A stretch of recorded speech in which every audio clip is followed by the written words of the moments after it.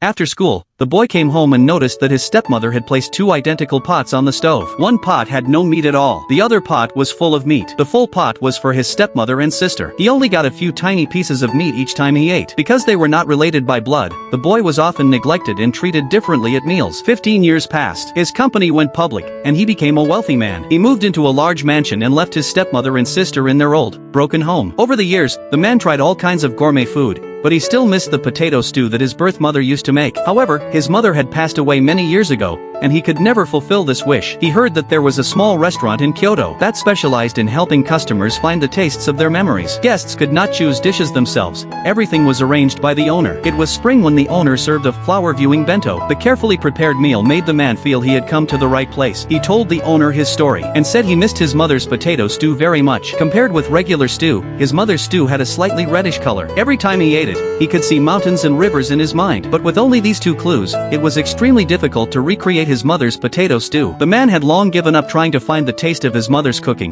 but seeing the restaurant's ad gave him a small hope. At night, his father decided to take the order. Early the next morning, the father took a boat to the boy's old hometown to find the answer. On the way, he kindly gave bentos to elderly passengers. Unexpectedly, this small act brought him a big reward. With the help of the elderly, the father learned the local method of making potato stew. Unfortunately, he searched all day but could not find the mountains and rivers or the slightly reddish stew the man had described. Finally, he went to the address of the boy's stepmother's home. 2 weeks later, the man arrived at the restaurant as promised. The father and daughter warmly served the prepared potato stew. The father said, "This is the taste of your mother's potato stew." The man's expression was complicated. The rice, pickles, and miso soup all felt so familiar. He could not believe the owner had recreated his eating habits so carefully in just 2 weeks. He picked up a piece of stew and put it in his mouth, sipped the soup slowly, and felt very mixed emotions. After finishing the meal, he angrily questioned the owner. "This potato stew is not my mother's at all. It tastes exactly like my stepmother's stew." He turned to leave. The father stopped him at the door and decided to tell him the story. When the owner learned about the man's search for his mother's taste,